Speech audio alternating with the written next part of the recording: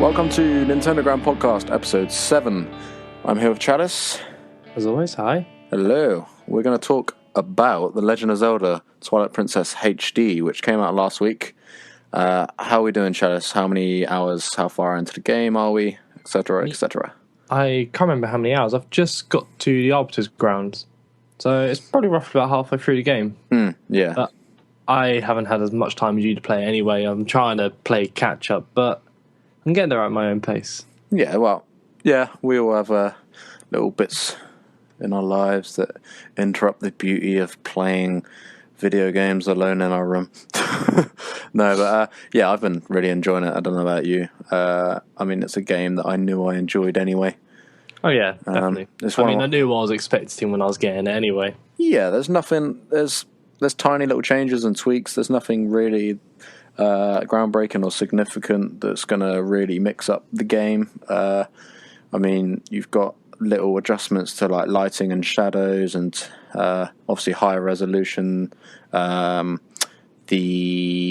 what they called the Tears of Light, with Wolf Link, that's been changed slightly, so there's fewer tears, but it's not really. I don't know about you. It's not massively noticeable. If someone didn't tell me about it, I probably wouldn't notice for the most part.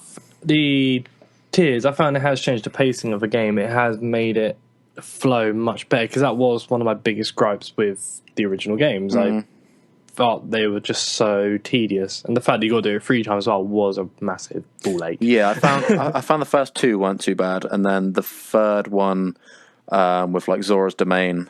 I believe it's Zora's Domain, and then there's that one tier of light that's all the way in Castletown, which kind of stumps me every time. I sort of forget about it, but and they left that one in the HD remake as well. Yeah, exactly. Yeah, I forgot about it again this time after going through. It's probably like my 5th playthrough of Twilight Princess, because it's one of my favourite Zelda games. I'll say it's my second favourite, but it's up there, one of my favourites. I like it. I mean, this is again one of the cons or negative sides that people say it follows Ocarina of Time a bit too closely, but I really like it, because I mean, Ocarina is my favourite Zelda game and one of my favourite video games of all time. Anyway, so I like that it carries that feel, and it's not so much that it's an exact copy or anything. I feel like people try and make out that it's copying it far too much when it's not. I mean, it could be something different, but there we go. But yeah, I really like that it carries on the feel of Ocarina of Time in different ways. But for me, there's so many good things about the game. And I feel like people are too harsh, and with the internet these days, it's so easy to jump on the bandwagon of like hating things. Like, it's become a little bit ridiculous. Like, it's been quite funny over the years. Obviously, Wind Waker was hated when it came out, and now it's glorified, rightly so, because it's a great game. But Twilight Princess having the same treatment. Don't know what the next one's going to be that people are going to jump on a bandwagon about, but yeah, that's just the internet for you. But I think one of my gripes as well, talking about the Tears of Light, I think the intro still, I wish they did do something better with all that. Like, I know it's sort of a tutorial, but I found it a little bit tedious and slow, the pacing of the intro, like with the goat herding and stuff. We had no need to go goat herding, let alone twice. Yeah, exactly. It was completely pointless. And granted, I think it was putting there so you can get used to using your horse, etc. But like, you just go from A to B on your horse and you're there. It's not the most technical aspect of a video game ever made. It's very straightforward. Yeah, I mean, I don't think there's really much need for Epona in the first few hours. I know it'd be weird to just completely remove her from the first few hours. I get there's the whole, like, it's developing the friendship and stuff between certain characters with Link.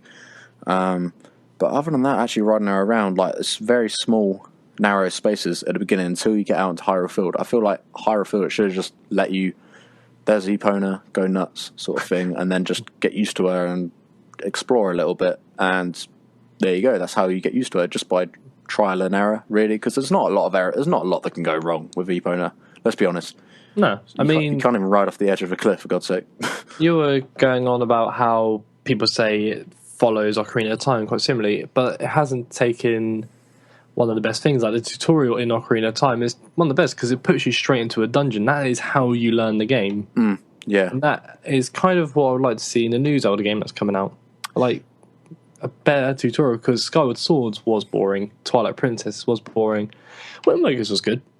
I'd say that one was, but yeah, it's just, I know it's trying to get new fans in as well, you know, learning the basics, but they did it with Ocarina of Time. You can show a tutorial and you can teach the gameplay whilst telling the story, not herding goats. Yeah, I get what you mean felt completely. pointless. But yeah, with Zelda Wii U, or NX, I feel like that is, at least the signs are showing that's something they're really looking at, is the way we're dropped into this world and left to explore. I mean, the way they're putting out there is that like you can see anything and just go there and explore at your own will and pace, and there's not really a lot of things blocking you.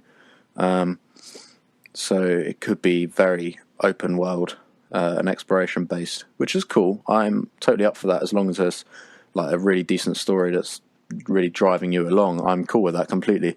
But yeah, I feel like Twilight Princess was lacking that a little bit, like especially in the first few hours of the game where it's just very, very linear, which isn't necessarily a bad thing all the time, but this bit it was just so slow and like you really, in Zelda games a lot of the time, especially the big 3D ones on the consoles, home consoles, sorry, like you really want to just jump out into Hyrule Field or wherever and it's Death Mountain, let's just go wander off to there, or blah blah blah blah, whatever village, it doesn't really matter. You just sort of want to wander off sometimes at your own sort of free will. But there's, especially with Twilight Princess, there's a lot of blockages, like in Hyrule Field, with the rocks and stuff like that, and the Twilight walls blocking you, so it forces it into being quite linear, which, you know, has its pros and cons in itself. But well, that's one thing we're not, well, I think it is safe to assume you're not going to see in the new Zelda anyway. They are trying to make it more open. That is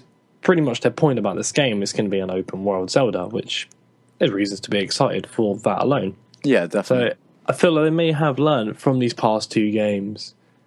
Yeah, that was my major gripe, like with Skyward Sword. As much as a lot of people praise it for like correcting the wrongs of Twilight Princess, I feel like it still carried on that very, not only linear, but the open world in Twilight Princess was different to Skyward Swords, but I feel like Skyward Sword just, where it's the sky, and it almost became this like hub world, like sort of like a map on Mario where you just drop into these different zones. It wasn't like Wind Waker where you really felt like you was exploring this vast, obviously an ocean, but like this world where things were actually populated, different islands. You know, some of them had pretty much nothing on them, but some of them were actually places with citizens and things going on, and towns, and this community. Some of it was just like you go on there and there's a little mini dungeon where you battle enemies and you can get a piece of heart, something like that. But I found like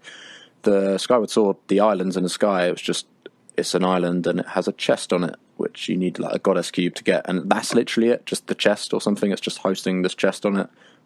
But yeah, Twilight Princess is overworld, not open world. I don't think it's as bad as people make out. Like, it is barren and empty in places, but then isn't that part of the story where like it is this empty space that like this evil is taken over and wiping out good, and people are scared to come out of like the castle town, and where you start off because there's this evil lurking around. It's going to be empty. That's just my view anyway. But yeah, there's a lot to look at with that game. Like, I got like a little list of notes here, but I mean, first of all, like one of the things I noticed, and I mean, I knew it from playing through it originally anyway, but Ocarina did it, Wind Waker did it, but I really feel like the cinematics in this game just really kicked it up a notch. Obviously, you still not got voice acting and stuff, which is what I like. You know, I don't want voice acting in Zelda really. If they tried it, I wouldn't be too bothered, but meh. But I really feel like the cinematics stepped it up. Like that one in Kakariko Village is just awesome. There's so many good scenes in that, and the one where he sort of goes crazy and starts hallucinating and has this image in his head where there's like the Dark Links and the Triforce. I think that's really cool, and it's really good imagery. I mean, the scenes like that give the game the personality in itself. I mean, Twilight Princess is known for being a darker Zelda game, like Majora's Mask. Yeah, totally. It breathed life into the games. Definitely, yeah. I can't fault how the story went in Twilight Princess. It is one of the better stories for the series. Yeah, it has like a lot of character to it, I believe. It's you nailed it on the head. Really, it's dark, but not too dark, where it's just stale and grey. But it still retains that Zelda charm. And at one point, actually, I need to make which I feel like doesn't get mentioned in a positive light too much when it really should. The music in the game. I feel like the music is pretty much up there with Ocarina of Time and stuff. Like, I feel like it's got some of the most memorable and well written and arranged music in the series. Like, some of it is just, I don't know if it's a nostalgia thing, but then, I mean, it's 10 years old, but I get the same feeling off a lot of that music that I do Ocarina of Time. Even though a fair chunk of it is from Ocarina of Time music, but like Lake Hylia music, I think it's absolutely beautiful, and the open world stuff. And I know people's gripes with it is that it's not like fully orchestrated like Skyward Swords, but I mean the MIDI stands up well. It doesn't sound stupid. Like, I think the music's very good, and everything fits in all the locations it's meant to. And yeah, I am a big fan of Twilight Princess's music. No, I agree as well. That's the thing, I can't follow it to any detail.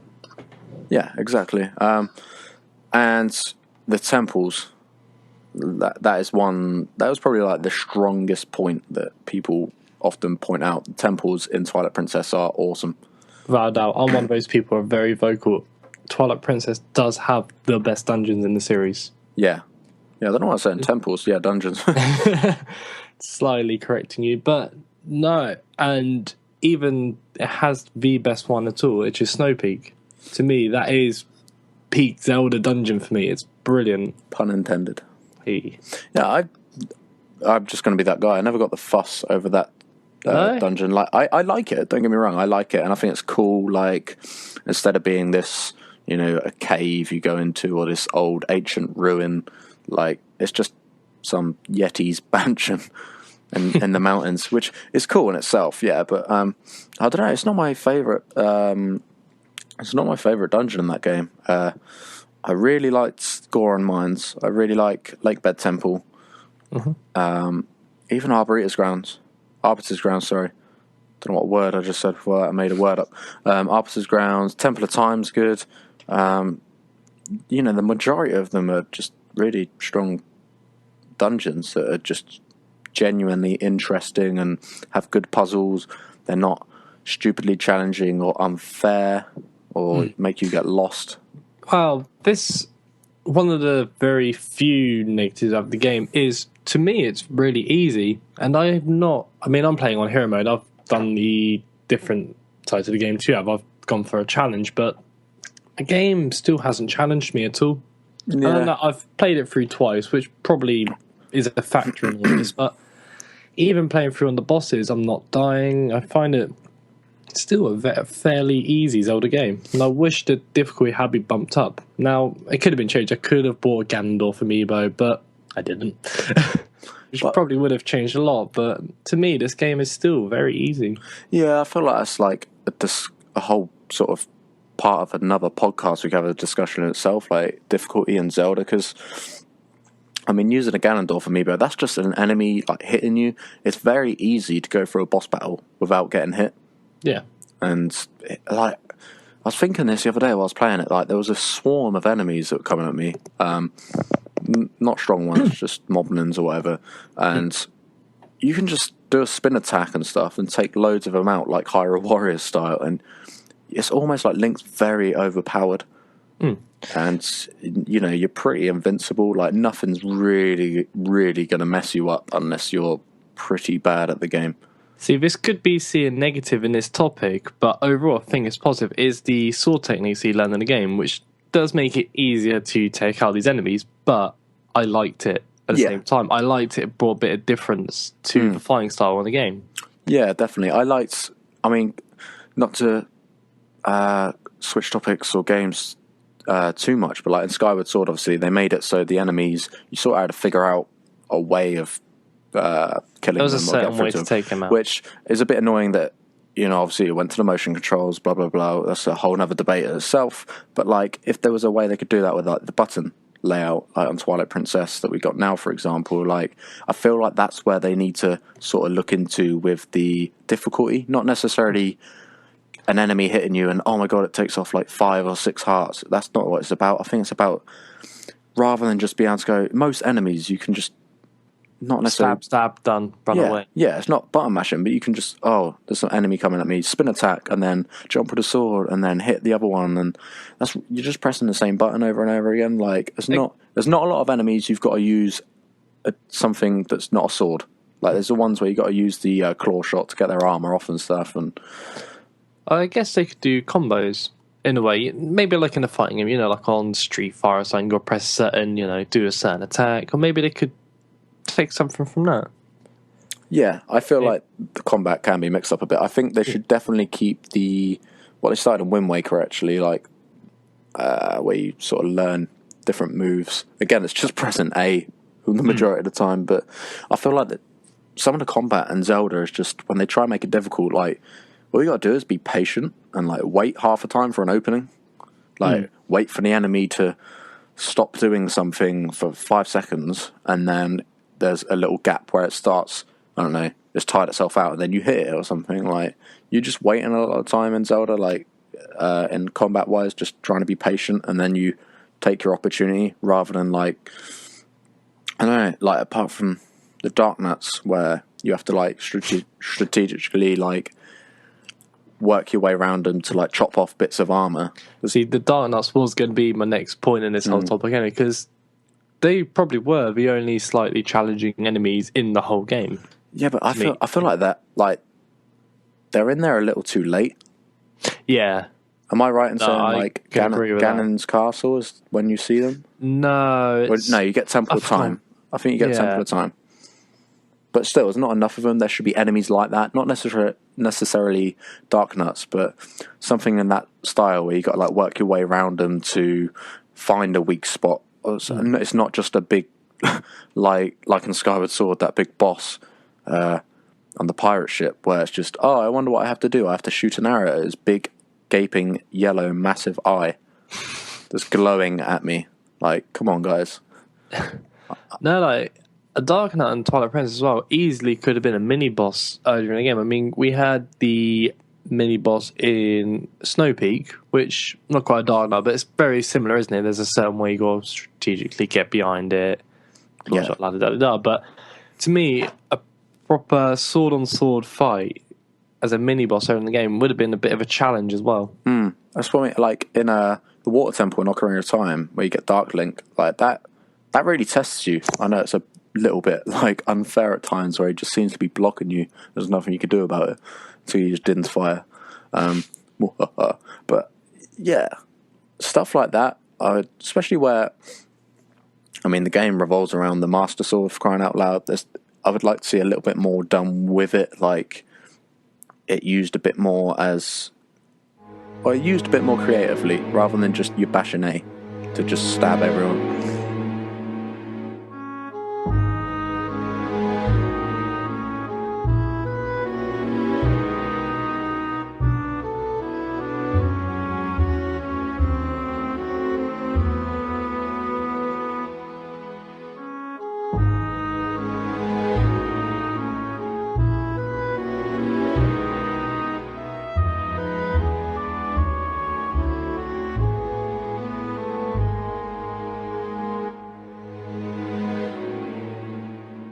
So a little while ago, we had a Nintendo Direct, which I think is worth obviously talking about, because there was some new games revealed, which we'll talk about. There was some stuff we knew about, talked about, and loads of little details. And I think generally it's quite a good Direct, I mean, I don't know about you, I went into it with fairly low expectations, so I didn't get butthurt like some people. But yeah, I thought it was a solid, 6 out of 10, 7 out of 10 it was to rate it. But one game that I think we should probably talk about a little bit at least is a game that's not necessarily the most popular game in the world with Nintendo fans, and especially ones on the internet. Metroid Prime Federation Force. How do we feel about that? I mean, it was debuted at E3, I want to say. It was E3 2015, so it's been well over half a year since we've seen or really heard anything about the game. More details have been shared with us now, and I think for the better, right? Yeah, absolutely. I mean, people know that I'm not the biggest Metroid fan. I never have been. I've tried in the past to get into it. It's personally, it's not my thing. And when I saw it at E3, Federation Force, I was a lot like other people. I didn't really have a lot of interest. Now, people didn't have interest for the same reason. People wanted something different. Yeah. I can understand to a degree. Don't understand people petitioning the cancellation of a game. Yeah, I don't think that's fair. I mean, no. not to butt in, but I feel like that is something that I don't think is right.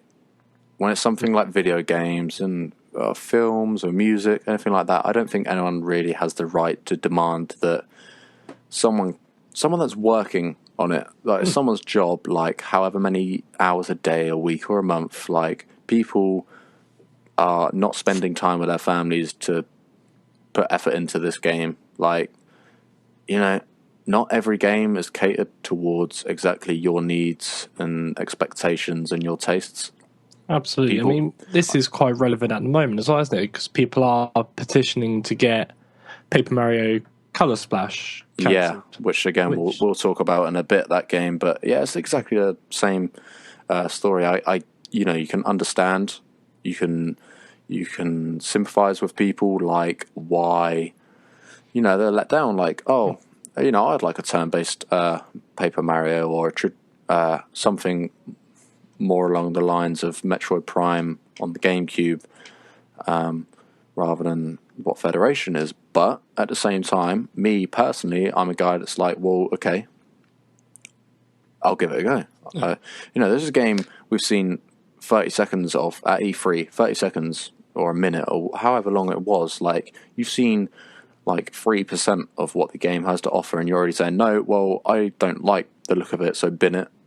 I am on the internet. I have a right to say that you should stop working on this game and give me what I want. I just think it's disgusting, to be honest. Not to get on a hate train too much, but I think it's just embarrassing, to be honest with you. And everyone gets on board with it as well, and it becomes this big thing where I dare to say there's even people that probably haven't even looked into it too much and just go, yeah, okay, let's say that game sucks. Where it's like, come on, dude, like, really? Half you probably aren't even that asked about it. You're just jumping on the hate train. But anyway, to spin it around positively, I think it looks right.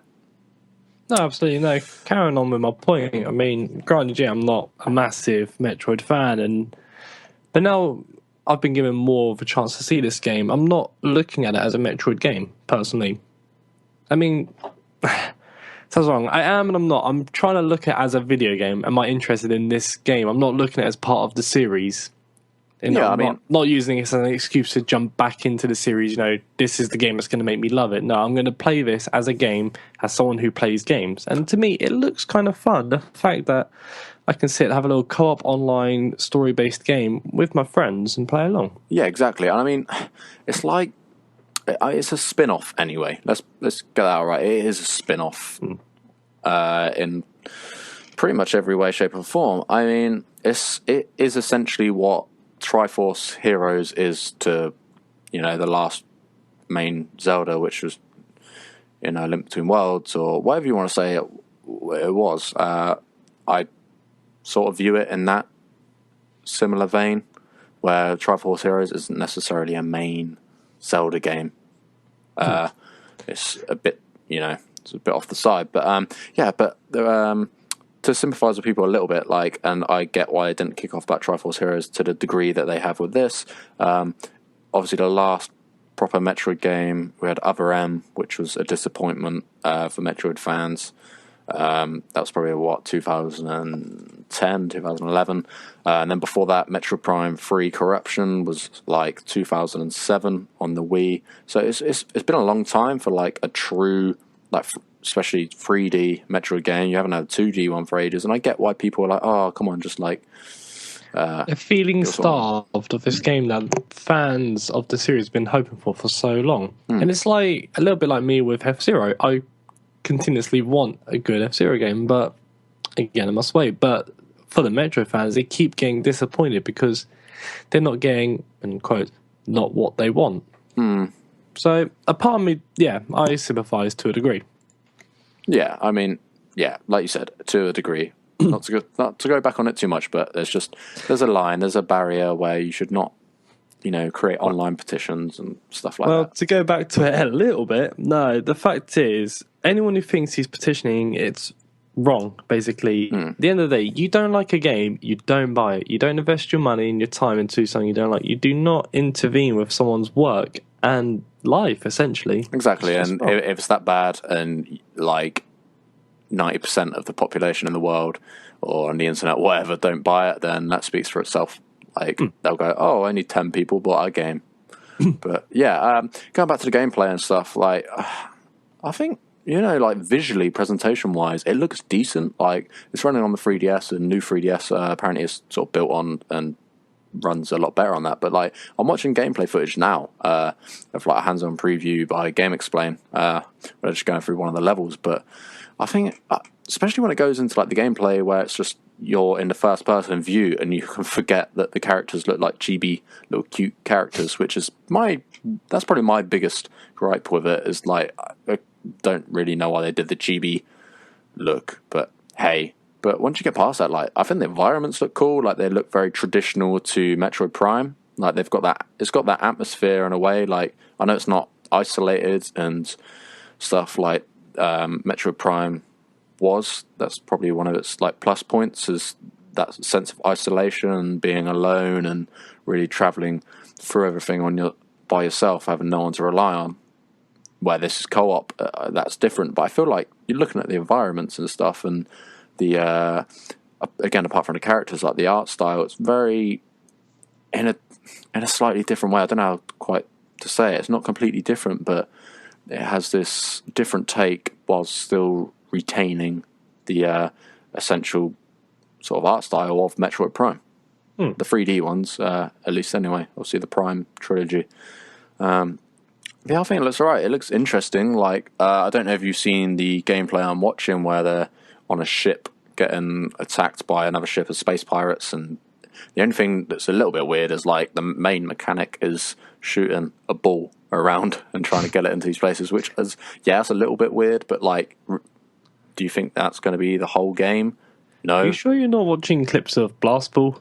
No, it's not Blast Ball. But I don't know, I mean, we don't actually know quite a lot about the story at all, do we? We just know we're off to some distant thing we've heard from Samus, etc., etc. But it's all been very vague, which is kind of cool, and I'm kind of open to see how the game was going to go. Yeah, exactly. Like, I just feel, especially in Nintendo games, seems to be the theme. Like, they sort of reveal them, and a lot of them quite early in development, or they show you literally the smallest fragment of the game, whether it's gameplay footage or a trailer or something like that. And people kick off about it, but it's like, come on, like, again, going back to Paper Mario, like, you have seen like one town, you've seen a couple of characters. Like, I get what people are saying, oh, it just looks lazy and stuff, but it's like, you have not seen, look at the bigger picture. Like, you are seeing this tiny little portion of something that could, I'm not saying it is going to be this amazing thing, but it could. I think people just don't allow the opportunity for something good. Like, they just see the smallest thing and go, well, that's it, that's the whole game. Like, I'm judging it completely now. But yeah, I think Federation Force is like, I'm not a massive Metroid fan like you. I'm not going to say I'm really ecstatic for this game and, buzzing, excited any words like that you want to use, but like I'm interested by it. Like I'm going to keep an eye on it, and I want it to do well. Like, and I'll kind of want it to do well in a little selfish way, just to shut some people up. Like, Yeah. I'd like it to actually come out at least decent. So yeah, that's Metroid Prime Federation Force. Game we touched upon again, going through that, like Paper Mario Color Splash. I'm optimistic about that game. See, I know you're a Paper Mario fan anyway. Yeah, I'm not like the biggest Paper Mario fan. I've played the original Thousand Year Door, Super Paper Mario. I like them. I didn't play Stick Star, but I've heard bad things about it. So instead of whining on the internet about it, I just went, "Oh, I'm not going to play that game." So that was my take on that. But yeah, it's a series, and it's cool. And I'm excited for it. Yes, it doesn't seem to have the traditional like turn-based combat and stuff like that the original did. Yes, from the trailer, the towns didn't look amazingly interesting, but like I said, we've seen like one town, like, you know, a really small portion of environments, but the presentation, the graphics, the art style, the detail look awesome. Like, I don't know about you, how much you've looked into it, but like even the paper craft, and there's like the trees is literally cardboard on the tree trunk, and like the textures, it looks really texturized, where there's like bump mapping and stuff actually looks like, you know, like Yoshi's Woolly World, stuff actually looks like what it's meant to be made out of, like the fabrics. It's not just everything's thin and paper and obviously 2D like the old ones. Obviously they had limitations on that hardware, which, you know, obviously makes up for that point, but yeah, that's my point. Like the presentation and stuff is there. Like it looks charming. It looks at least interesting with the color splash thing, even if it is like Paper Mario meets Splatoon, sort of. It's Mario Sunshine as well. But I'm all for it. We know like 2% of the details about that game, 3%, whatever. Like, I just think people need to be a bit more inviting and open for more information, rather than just making assumptions and jumping to conclusions straight away. Absolutely. Which I feel like is all we've been talking about in the last 12 minutes, just telling people to stop being idiots. But it gets under my skin a little bit.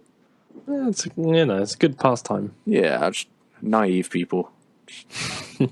just stop.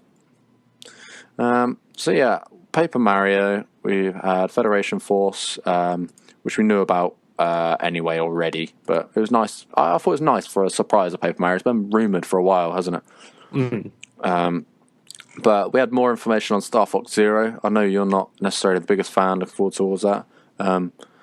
Hasn't sold me. No, it really feels like on this podcast you're not interested in anything. I hate Nintendo. Yeah. But yeah, again, I'm not like the biggest Star Fox fan, or even looking forward to Star Fox Zero too much. But again, I just think maybe it's the kind of person I am. I just want to play it and get my own take on it. I know it's like 40 quid. That's a lot for a game you could sort of gamble in, but it's going to come bundled now. We know with Star Fox Guard, which was obviously Project Guard all that time ago at E3, if you remember Miyamoto doing all that, like showing the gameplay of all the security cameras and stuff, which I thought was a bit weird.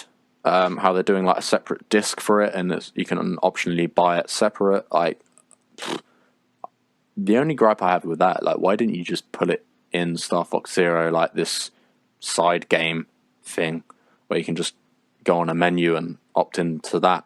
Like, to me, that just seemed like an obvious thing to do, and gives you more content out of the game and gives you something else to do if you don't necessarily want to fly around in your ship shooting things. But yeah, I'm again, like Federation Force, like Paper Mario, like Star Fox. I'm not necessarily over the moon and jumping with joy about them, but I'm interested enough to actually give them a go, because I feel like people just don't give stuff enough chances, and it's about time we do. So what else did we have during the Direct? We had details about Hyrule Warriors. That, you know, are you planning on getting Hyrule Warriors Legends at all? I know I'm not. I'm going to be the negative guy now and just say Hyrule Warriors not for me. Too repetitive. Sorry. I liked Hyrule Warriors on the Wii U. I get why people like it, but I just couldn't play it for more than 20 minutes because I was just like, I'm I'm just doing the same thing. I'm not sure if I want to get it again on the 3DS. I'm undecided, but nonetheless, I think it'll be a good game. Personally, but it might make me want to revisit the Wii U version because I'm sure the downloadable content is going to come over at some point anyway. Yeah, I think that's a really good like representation of a good way of doing DLC. I think Hyrule Warriors has got it pretty decent with. I'm not too sure about the pricing because, like I say, I don't really invest in that game, like my time or even research or looking at information, blah blah blah. But like, from what I've seen, the sort of roster of characters and stuff like that is updated fairly regularly. Like Splatoon, obviously Splatoon has like free updates, or has done for the good part of probably about 8 months. Which has been awesome. Like that's a really good role model of like doing DLC. I think Hyrule Warriors Legends, and even just Hyrule Warriors before that, like everything they've sort of said about DLC characters, stages, whatever. Like it's been pretty frequent. I think it's quite cool.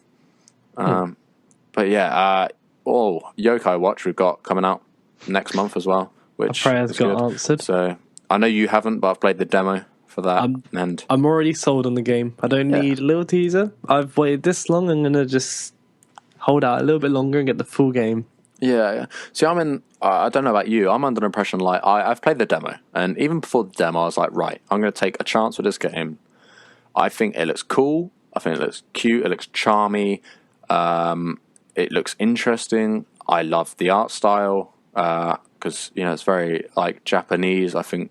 To me, that interests me. Anyway, I like the Japanese-styled games, like traditional art style and stuff like that, with the towns and whatnot. Like, I don't think it's going to be a perfect game, anything like that. I don't think it's going to be amazing, but I'm just looking forward to something like decent and solid. And yeah, I'm not asking for every game to be absolutely mind-blowing and incredible. Just to me, the charm and stuff like that really sells it enough for something like Yokai Watch where I pick it up and go, well, if I get 20 hours out of this, then I'm over the moon. Like that's enough for me. Yeah, so you're looking forward to it, right? Yeah. Well, from the demo, I think I'm not going to spoil anything. Obviously, like, I only played the demo for about 40 minutes. I've played it. I think I've gone through the demo twice, but the only thing I will say to you, like the battle mechanic is like. Kind of threw me for a second because I've not watched too much videos or footage of the actual gameplay with the battle mechanic. I've watched like the going around the towns and stuff, which is what sold the game for me. But the battles sort of threw me straight away because the tutorial is a little bit weird and it looks a bit weird. I was expecting it to probably naively expecting it to be a bit more similar to Pokemon, the actual battling mechanic, which is it's not really in a way. It's a bit. It took me a little while to get used to, but I think it's friendly enough and inviting enough that it's very easy to pick up once you just give it a little bit of time, which is absolutely fine with me. But again, not going to spoil anything, and I don't know too much, but the town is inviting, the environments are inviting, and it's all friendly and charming, and there's just so many little details I liked, and even just off the demo and just that one town I went to, like just loads of little touches. I'm not going to bother saying. Just let you find it out for yourself. But it's just full of little neat things, which is what I like in games. Little things that all build up into one experience that make that overall package very charming, entertaining, and worthy of however much money and time I'm going to put into the game.